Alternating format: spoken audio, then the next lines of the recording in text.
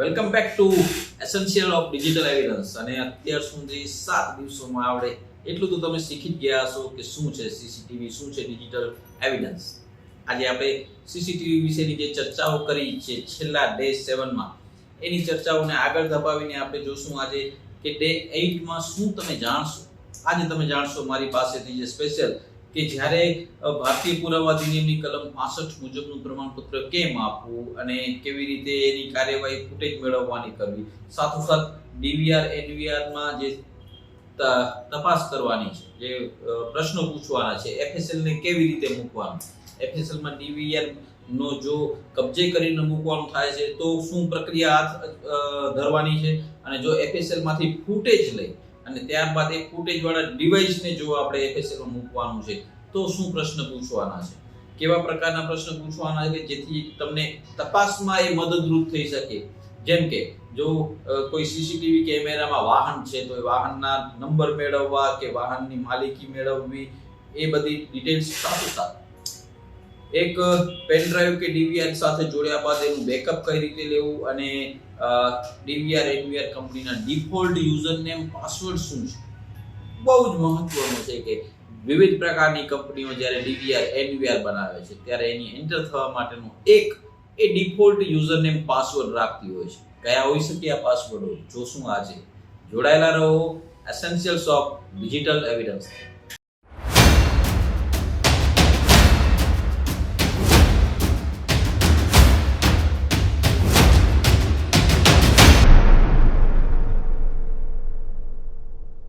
Welcome back to essential of digital evidence. અને એમાં અત્યાર સુધી જે આપણે જોઈ ચૂક્યા છીએ, જેમાં આગળની પ્રક્રિયા શરૂ રાખીએ તો ઘટના સ્થળે પહોંચ્યા બાદ લેવામાં આવતા પગલાં, જે ઇન્વેસ્ટિગેશન ઓફિસર છે એને શું કરવાનું છે, જ્યારે ઘટના સ્થળે પહોંચ્યા બાદ પગલાઓ કયા પ્રકારના લેવાના છે. તો સૌથી પહેલા બનાવ સ્થળ જાણવું, તેમજ બનાવ બનવાનો સમય અને તેમજ તારીખ મેળવવી, તથા ફરિયાદી કે સાહેબ પાસેથી બનાવમાં ઉપયોગ લેવાયેલ વાહનનું વર્ણન તથા આરોપીનું વર્ણન અને પહેરવેશની માહિતી મેળવવી. એટલે કોઈ પણ ઘટના ઘટી હોય તો એની પ્રાથમિક માહિતી જે મેળવવાની એની વાત છે મહત્વની. સાથોસાથ બનાવ સ્થળે આવવા તથા જવા માટેના તમામ પોઈન્ટ નોંધી અલગ અલગ ટીમ બનાવી બધા પોઈન્ટ તરફ કોઈ સીસીટીવી કેમેરા આવેલ છે કે કેમ તેની માહિતી મેળવવાની. એટલે જે તમારી ટીમના સભ્યો જશે અને સીસીટીવી ક્યાં ક્યાં કયા કયા પોઈન્ટ ઉપર આવેલા છે એની નોટ્સ બનાવીને તમને આપશે, જે તમને તપાસમાં સહયોગ ઉપયોગી થશે. બનાવ સ્થળ તથા એન્ટ્રી અને એક્ઝિટ પોઈન્ટ પર આવેલા સીસીટીવી કેમેરાના પ્રકાર જાણવા અને તેનું વિડિયો રેકોર્ડિંગ તેમજ ડીવીઆરમાં થતું હોય તે કયા પ્રકારનું છે અને ક્યાં આવેલું છે તેની માહિતી તેના માલિક, ઓપરેટર કે નેટવર્ક એડમિન આઈટીના માણસ પાસેથી મેળવવી, તથા જ્યાં કોઈ ઓપરેટર ના હોય ત્યાં તે સીસીટીવી કેમેરા લગાવી ગયેલ ટેકનિકલ ઓપરેટર, કંપનીના ટેકનિકલ પર્સનનો સંપર્ક કરવો. એટલે જનરલી દરેક કેમેરા પાછળ કોઈક ને કોઈક માલિક હોય છે. એટલે જ્યાં બી કોઈ કેમેરા લગાવેલો હોય એ કેમેરાના ઓનર સુધી પહોંચવું.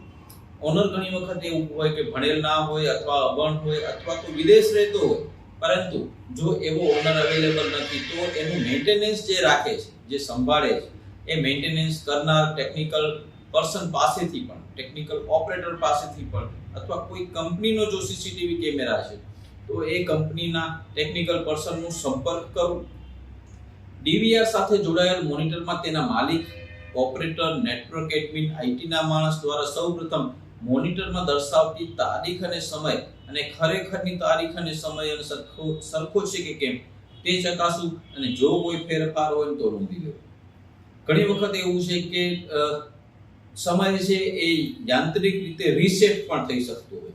દરેક સમય જરૂર નથી કે ઇન્ટરનેટના સર્વર પ્રમાણે ચાલતું હોય કે ભારતીય સમય ઇન્ડિયન સ્ટાન્ડર્ડ ટાઈમ પ્રમાણે ચાલતું હોય. જો સેટિંગ ના કર્યું હોય તો સીસીટીવીમાં એક તારીખ બોલતી હોય અને ઘટના સ્થળની ઘટના ઘટ્યાની તારીખ બીજી હોય, તો જો આવો તફાવત પ્રાથમિક દ્રષ્ટિએ જણાઈ આવે તો બંનેની તારીખોની નોંધ કરવી કે સીસીટીવી કેમેરા મુજબ આ તારીખ અને આ સમય છે, જ્યારે ખરેખર અત્યારે થયેલો આ સમય ને આ તારીખ છે. એટલે બંને વચ્ચેનો જે ડિફરન્સ છે એ જાણી શકાય, ને જે તપાસમાં તમારે ઉપયોગી થશે. બનાવના સંભવિત સમયના પહેલાથી લઈ ગયેલ અને બનાવ બન્યાના પછીના સમય સુધીના વિડિયો રેકોર્ડિંગ, અને જો આ તારીખ અને સમયમાં ફેરફાર હોય તો તે ફેરફારની ગણતરી કર્યા બાદ કોમ્પ્યુટર દ્વારા ઓપરેટર દ્વારા આ વિડિયો રેકોર્ડિંગ મોનિટરમાં ચકાસવા અને શક્ય હોય તો ફરિયાદી કે સાહેબને સાથે રાખી ચકાસવા, જેથી તે શંકાસ્પદ વસ્તુઓને જણાવી શકે. એટલે આવી જે ફૂટેજ છે તૈયાર થયેલી હોય એવી ફૂટેજને ચકાસવાની પ્રાથમિક કામગીરી એ આઈઓએ કરવાની રહે છે અને એને જ દર્શાવવાનું રહે છે કે ભાઈ આમાં કોઈ શંકાસ્પદ છે કે નહીં. એટલે જો ફરિયાદી કે સાહેબ સાથે હોય તો એ તપાસી શકશે કે સીસીટીવીમાં દેખાતો ચહેરો કોનો છે અથવા એ ચહેરો જે વાહન લઈને આવ્યો છે વાહન કોની માલિકીનું છે. તો શું છે, ક્લુ મળશે અને તપાસમાં ઝડપ આવશે. આ વિડિયો રેકોર્ડિંગમાં કોઈ શંકાસ્પદ તેમજ પુરાવામાં ઉપયોગી ફૂટેજ મળી આવ્યો તો તેની તારીખ અને સમય નોંધી લેવી અને તેના પુરાવાના ભાગ રૂપે કબજે કરવી. એટલે આને કબજે કરવાની પણ અહીંયા ચોખવટ કરવામાં આવે છે. સૌથી મહત્વનો જે પોઈન્ટ છે કે પુરાવાના ભાગરૂપે ફૂટેજ મેળવવા માટેની કાર્યવાહી કેમ કરવી, કેવી રીતે તમે પુરાવાના ભાગરૂપે ફૂટેજ મેળવવા માટેની કાર્યવાહી કરશો. તો સીસીટીવી રેકોર્ડર બાબતે લેવાની જે તકેદારીઓ છે કે સીસીટીવી રેકોર્ડરને તેના જાણકાર ઓપરેટર અથવા નેટવર્ક એડમિન અથવા આઈટીનો માણસ પાસે જ ઓપરેટ કરાવો. તમારે જાતે એવું કોઈ સીસીટીવી ફૂટેજ કે સીસીટીવી ડીવીઆર ઓપરેટ કરવાનું રહેતું નથી. માત્ર જે ઓનર છે, જે ધારણ કરતા છે એની પાસે જ ઓપરેટ કરાવો. બીજી વસ્તુ છે કે સીસીટીવી રેકોર્ડરમાં અમુક સીમિત સમયગાળાના દિવસોનું રેકોર્ડિંગ થતું હોય છે, જેથી ફૂટેજનું ઓવરરાઇટ થતા પહેલા બેકઅપ લઈ લેવું તેમજ પુરાવા તરીકે જરૂરિયાત હોય તો ત્વરિત જાણ કાર્યવાહી કરવી. વાસ્તવિક વર્તમાન તારીખ અને સમય સંદર્ભ ઘડિયાળમાંથી નોંધ કરી જો તપાસ માટે ચોક્કસ સમય અને મહત્વના હોય તો વેબસાઇટ જે છે www.nplindia.in time and frequency standard વેબસાઇટમાંથી ચોક્કસ સમય મેળવી શકો છો.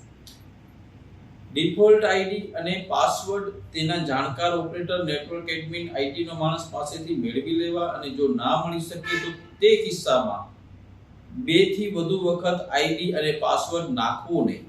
એટલે ઘણી વખત એવું થાય છે કે તપાસ કરવામાં ઉતાવળ કરતા હોઈ અને રોંગ પાસવર્ડ નાખ્યા રાખી તો 2 વખત જ્યારે રોંગ પાસવર્ડ નાખવામાં આવે ત્યારે એ સિસ્ટમ બ્લોક થતી હોય છે. સિસ્ટમ લોક થઈ ગયા બાદ આપણી તપાસ ધીમી પડે અથવા મંદ પડી જાય છે. એટલે આવી ભૂલ પણ નહીં કરવાની કે આઈડી પાસવર્ડ આપણે રોંગ નાખ્યા રાખીએ.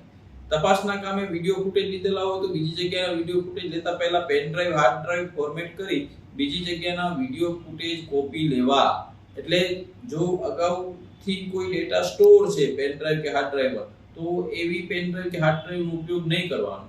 ફ્રેશ પેન ડ્રાઈવ કે ફ્રેશ હાર્ડ ડિસ્કનો ઉપયોગ કરવાનો અથવા એની અંદર જે ડેટા છે એને પહેલા રિમૂવ કરી કોરી કરીને ત્યારબાદ એને ઉપયોગમાં લેવાનો. 5.2 એમ કહે છે કે સીસીટીવી રેકોર્ડરમાંથી હાર્ડ ડ્રાઈવ કે પેન ડ્રાઈવમાં વિડિયો રેકોર્ડિંગની નકલ લેવા બાબતની ચોખવટ અહીં કરાઈ છે કે જ્યારે એફએસએલમાં મોકલી શકાય તે માટે એક સીલબંધ હાર્ડ ડિસ્ક કે પેન ડ્રાઈવ અને વર્કિંગ કોપી કે જે તપાસના કામે આપણા માટે ઉપયોગી બની શકે, એક આઈઓ માટે ઉપયોગી બની શકે એ માટે એક જુદી હાર્ડ ડિસ્ક પેન ડ્રાઈવ ખરીદવી અને એક કરતાં વધુ ડીવીઆર માંથી ફૂટેજો લેવાની હોય તે મુજબ ખરીદવી. તેમજ આ હાર્ડ ડિસ્ક પેન ડ્રાઈવને કોઈ પણ ડિવાઇસ સાથે કનેક્ટ કરવી નહીં. તો આજે તદ્દન ફ્રેશ ડિવાઇસ ખરીદવાની વાત છે. સાથોસાથ આ ખરીદેલી હાર્ડ ડિસ્ક કે પેન ડ્રાઈવના બિલની નકલ પણ તપાસમાં સામેલ રાખવી. સૌપ્રથમ ઓપરેટર, નેટવર્ક એડમિન, આઈટીના માણસને ફૂટેજ મેળવવા માટેની યાદી આપવી તેમજ તેની સાથે કોપી કરવા માટે સીલબંધ હાર્ડ ડિસ્ક કે પેન ડ્રાઈવ આપવી. કોપી કરેલ તમામ વિડિયો ફૂટેજ ફાઇલની હેશ વેલ્યુની તેમજ જે સોફ્ટવેર દ્વારા હેશ વેલ્યુ કાઢવામાં આવેલ હોય તે સોફ્ટવેરનું નામ અને વર્ઝનની વિગતોની નોંધ પંચનામામાં કરવી. તમામ ફાઇલની હેશ વેલ્યુ વાળા પત્રક પર પંચોની તેમજ તપાસ કરનાર અધિકારીની સહી લેવી.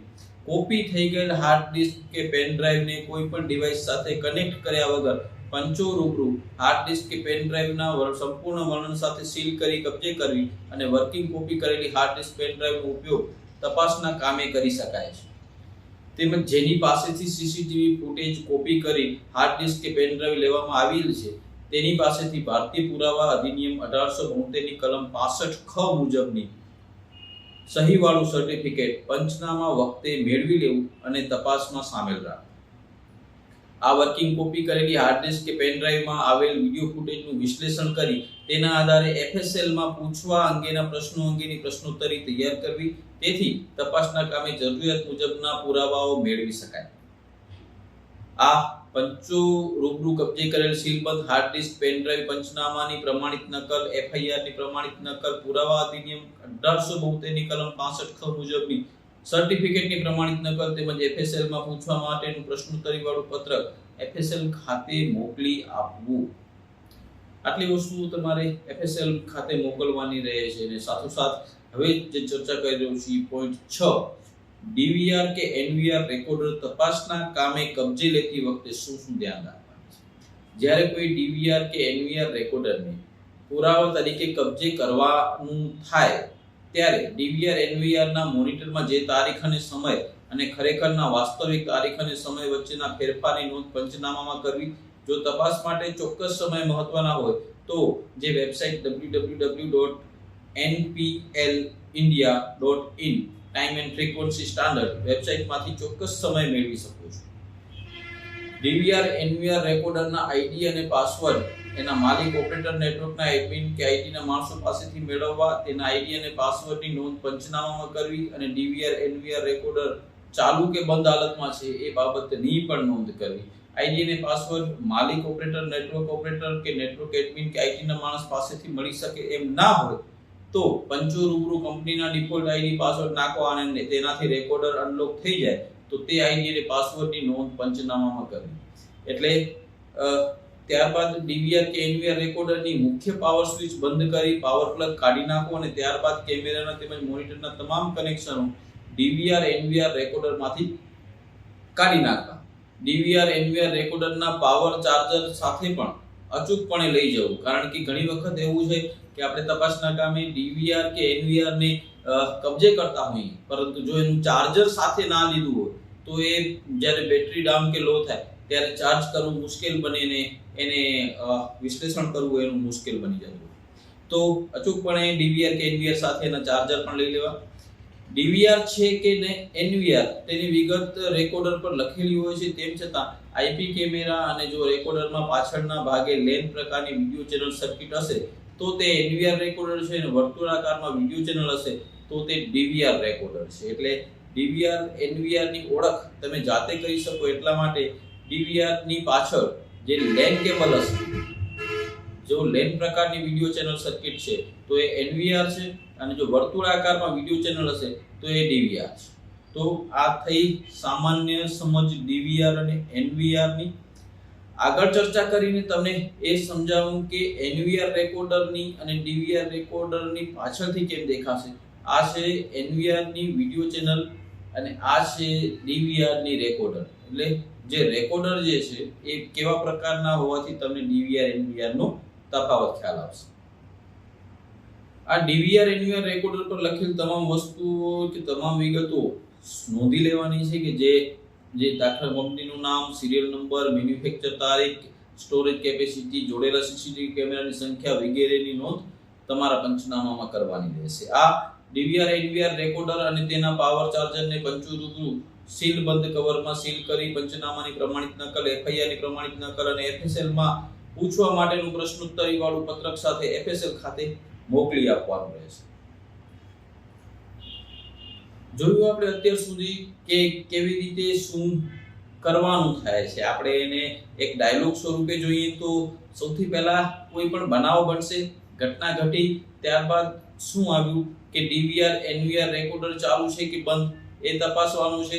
જો ચાલુ છે તો શું કરવું અને જો બંધ છે તો શું કરવું એ બાબતે જોઈ લઈએ. તો ચાલુ છે જો તો ટેકનિકલ એક્સપર્ટની મદદથી ID અને પાસવર્ડ નાખવા, તારીખ અને સમયની વાસ્તવિક તારીખ અને સાથે સરખામણી કરી આ તમામ બાબતોની નોંધ પંચનામામાં કરી અને રેકોર્ડર કબજે કરવું છે કે ફૂટેજની કોપી લેવાની છે એ નક્કી કરવાનું. જો રેકોર્ડર કોપી જ લેવી છે તો એ કોપીને સીલબંધ હાર્ડ ડિસ્ક અને રેકોર્ડર સાથે કનેક્ટ કરી જરૂરિયાત મુજબના ફૂટેજ કોપી કરી હેશ વેલ્યુ કાઢી હાર્ડ ડિસ્કને સીલ કરવી અને સીલબંધ હાર્ડ ડિસ્કને પંચનામું, હેશ વેલ્યુના પત્રક, FSL ની પ્રશ્નોત્તરી પત્રક સાથે FSL માં મોકલી આપવાનું. આ FSL સુધી પહોંચાડવાની રીત થઈ જો DVR કે NVR ચાલુ હાલતમાં છે. જો બંધ છે તો શું કરવું એનું પણ તમને સમજાવી દઉં કે ટેકનિકલ એક્સપર્ટની મદદથી રેકોર્ડરને સ્ટાર્ટ કરવું. સ્ટાર્ટ જો થતું નથી તો શું કરવું અને સ્ટાર્ટ થાય છે તો શું કરવું. સ્ટાર્ટ થાય છે તો આમ કરવાનું છે જે આપણે આગળ જોયું ઉપર કે ચાલુ છે તો શું કરવાનું એ વાળું. અને જો સ્ટાર્ટ નથી થતું તો શું કરવાનું કે રેકોર્ડરના માલિક પાસેથી આઈડી ની પાસવર્ડ મેળવી તેની નોંધ પંચનામામાં કરવી, રેકોર્ડનું સંપૂર્ણ વર્ણન લખી પંચો રૂબરૂ કબજે લેવું અને સીલબંધ રેકોર્ડર પંચનામાની નકલ FSL ની પ્રશ્નોત્તરી પત્રક સાથે FSL તરફ મોકલી આપવું. અને જો રેકોર્ડર કબજે કરેલું છે તેની ફૂટેજની કોપી લેવી છે અથવા કે કોપી કબજે લેવું છે. જો કબજે કરવું છે તો આ બધું કરવાનું જરૂર નથી, ફોલો સીલબંધ હાર્ડ ડિસ્ક વગેરે. પણ જો કબજે કરવું છે તો રેકોર્ડરનો મેઇન પાવર પ્લગ તેમજ એના કનેક્શનો કાઢી અને એને કબજે લેવાનું રહેશે. તો આ ડાયલોગ ફ્લો છે.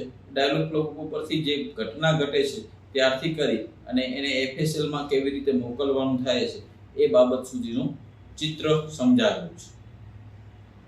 આગળનું ચિત્ર આપણે જોઈએ તો સીસીટીવી ની બાબતમાં FSL માં પૂછવાનું પ્રશ્નોત્તરીનું ચેકલિસ્ટ શું છે. FSL માં જે પ્રશ્નોત્તરી કરતી વખતે બનાવની અંદરની તમામ વિગતોનું વર્ણન કરવું, જેમ કે ઉપયોગ થયેલ હથિયારો, કેટલા ઈસમો હતા, તેમના પહેરવેશનું વર્ણન, તેના શરીરનું બાંધવું, વાહનનું વર્ણન વગેરે બનાવની વિગત, આ બધું તમે જોઈ શકો છો અહીંયાથી કે શું શું હોવું જોઈએ. 7.1 જે છે DVR NVR રેકોર્ડિંગ બાબત FSL માં પ્રશ્નો પૂછવાના. જે પ્રશ્ન પૂછવાના હોય છે કયા કયા પ્રકારના હોઈ શકે કે શું શું હોય છે એની અહીં તમને માહિતી આપવાનો પ્રયાસ કરું છું કે આપેલા DVR NVR રેકોર્ડરમાં રહેલી વિડિયો ફૂટેજમાં કોઈ પણ પ્રકારની છેડછાડ થયેલ છે કે કેમ. આપેલા DVR NVR રેકોર્ડરના તારીખ અને સમય ચકાસી આ તારીખ અને સમયમાં કોઈ ફેરફાર થયેલ છે કે કેમ. આપેલા DVR NVR રેકોર્ડરની તારીખ અને સમય સાથે વાસ્તવિક તારીખ અને સમયમાં કેટલો તફાવત છે. કલાક તારીખના અરસામાં બનેલો બનાવ હોય જે બનાવને લગતા વિડિયો ફૂટેજ NVR રેકોર્ડરમાં છે તે વિડિયો ફૂટેજમાં ઈસમોના ચિત્રો સ્પષ્ટ કરી આપવા. આપેલા DVR NVR રેકોર્ડર અથવા કોપીમાં કલાક 100 તારીખ 100 ના અરસામાં 100 બનાવ બનેલ હોય તે બનાવમાં વપરાયેલ વાહનના રજિસ્ટ્રેશન નંબર સ્પષ્ટ કરી આપવા અને વાહનનો પ્રકાર, મોડલ નંબર, કંપની જોઈ શકાય તેવા ચિત્રો સ્પષ્ટ કરી આપવા. આવા પ્રકારના પ્રશ્નો FSL માં પૂછી શકાય છે. અને સાથોસાથ જે DVR રેકોર્ડર માંથી હાર્ડ ડિસ્ક કે પેન ડ્રાઈવ DVD માં કરેલ કોપી બાબતમાં જે FSL ના પ્રશ્નો જે પૂછવાના છે એની ચર્ચા અહીં કરું તો આપેલા hard disk pen drive DVD માં કોપીમાં રહેલ વિડિયો ફૂટેજમાં કોઈ પણ પ્રકારની છેડછાડ થયેલ છે કે કેમ. આપેલા hard disk pen drive DVD કોપીમાં રહેલી એક WMV નામની ફાઇલમાં કલાક તારીખના અરસામાં બનાવ બનેલ અને બે ખાલી જગ્યા WMV નામની ફાઇલમાં કલાક તારીખના અરસામાં બનાવ બનેલ તે બનાવમાં રહેલા ઈસમોના ચહેરાનો સ્પષ્ટ કરી આપવા.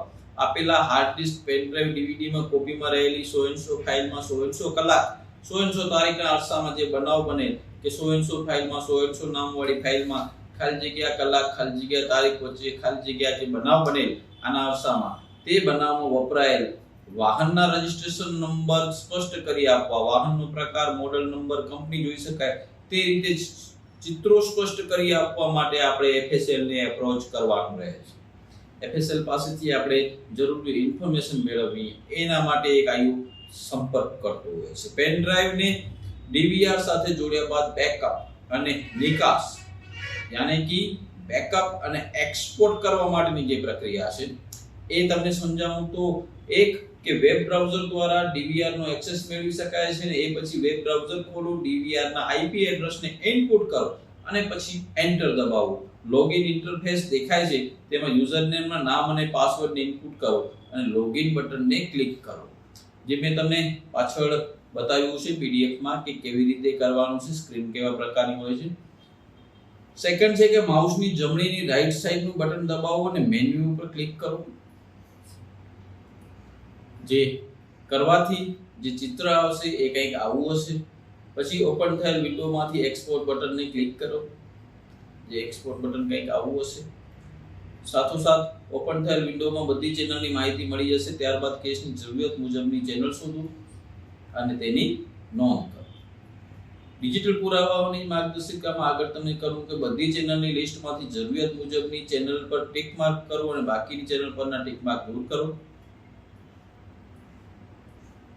ચિત્રમાં દર્શાવ્યું છે એ પ્રમાણે કેસની જરૂરિયાત પ્રમાણે સ્ટાર્ટ ટાઈમ, ફૂટેજ ચાલુ થવાનો સમય, તારીખ અને એન્ડ ટાઈમ ફૂટેજ પૂરો થવાનો સમય અને તારીખ સિલેક્ટ કરો. ત્યારબાદ નીચે રહેલું જે સર્ચ બટન છે એ સર્ચ બટન ઉપર ક્લિક કરશો. આટલું કર્યા બાદ જે સર્ચ પર ક્લિક કર્યા બાદ નીચે મુજબની જે સ્ક્રીન જોવા મળશે તેમાં દરેક રેકોર્ડ થયેલા ફૂટેજનું પૂરું લિસ્ટ આવી જશે. તેમાંથી જરૂરિયાત પ્રમાણેના ફૂટેજ સિલેક્ટ કરો અને એક્સપોર્ટ બટન પર ક્લિક કરો. એટલે તમારે વધારે પડતું જીબીમાં ડેટા સાચવવો ના પડે ને જરૂરિયાત પૂરતોનો ઇન્ફોર્મેટિવ ડેટા તમે સ્ટોર કરી શકો. ત્યારબાદની નીચે મુજબની જે સ્ક્રીન જોવા મળશે તેમાં આપણી સાથે લઈ ગયેલા સ્ટોરેજ ડિવાઇસને સિલેક્ટ કરો અને જે ફોર્મેટમાં જોઈએ છે એ ફોર્મેટ સિલેક્ટ કરો. બને ત્યાં સુધી MP4 કે AVI ફોર્મેટ સિલેક્ટ કરો અને ત્યારબાદ એક્સપોર્ટનું બટન છે એના ઉપર ક્લિક કરો. આવું કરવાથી જે એક્સપોર્ટ થશે ત્યારબાદ એક્સપોર્ટ થવાનું શરૂ થશે અને પ્રોસેસ પૂરી થશે ત્યાં સુધી રાહ જોવી, કારણ કે જે ડેટા હોય છે એ ખૂબ મોટા પ્રમાણમાં હોય છે. એમ કહી શકાય કે એ MB માં નહીં પણ ઘણી વખત GB માં હોય. તો આટલો જે ડેટા સ્ટોરેજ કોપી પેસ્ટ કરવાનું જે સિસ્ટમની જેટલા RAM હોય એ પ્રમાણે એને વાર પણ લાગતી હોય. પ્રોસેસરની સ્પીડ, RAM ની સ્પીડ આ બધું જોવામાં આવતું હોય તો કોપી કરવામાં વાર લાગે. એટલો સમય રાહ જોવો. જો વચ્ચેથી અટકશો કે વચ્ચેથી કેન્સલ કરશો તો સિસ્ટમ કોઈ કારણસર હેંગ થાય છે તો પૂરું એક્સપોર્ટ નહીં થાય કે પૂરું કોપી નહીં થાય. એટલે એક્સપોર્ટ સંપૂર્ણપણે થઈ જાય ને ત્યારબાદ નીચે મુજબની વિન્ડો જોવા મળશે ત્યાં સુધી તમારે રાહ જોવાની રહે છે.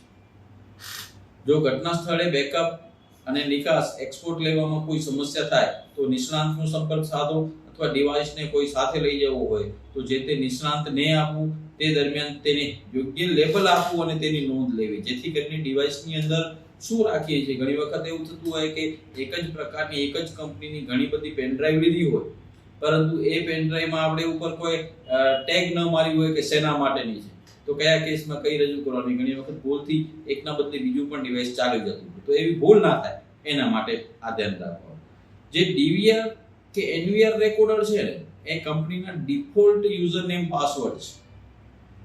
તો જે મેન્યુફેક્ચરનું નામ છે એનું યુઝર નેમ અને એનો પાસવર્ડ હું તમને અહીંયા સ્ક્રીન પર બતાવું છું કે 3X Logis જે મેન્યુફેક્ચર છે એ કંપનીના જે default user name ID password છે એ 3X Logis ના એડમિન યુઝર નેમ આવશે અને પાસવર્ડમાં 12345 ACTI માં એડમિન ઓર એડમિન અને 123456. અમેરિકન ડાયનામિક્સ નામની જે કંપનીનું મેન્યુફેક્ચર છે એમાં પાસવર્ડ એડમિન અને યુઝર નેમ પણ એડમિન અને એરોકેન્ટ વિઝન નામની જે મેન્યુફેક્ચરર કંપની છે એના યુઝર નેમમાં એડમિન અને એમાં નો સેટ પાસવર્ડ એની અંદર કોઈ પાસવર્ડ આવતું નથી. આવી રીતે જુદી જુદી કંપનીઓના જે નામ છે અને એની સામેના પાસવર્ડ જે બતાડ્યા છે. દાખલા તરીકે એવિડિકોડનું એડમિન યુઝર નેમ અને એડમિન પાસવર્ડ અને એક્સિસનું રૂટ એડમિન છે જ્યારે pass or no set password.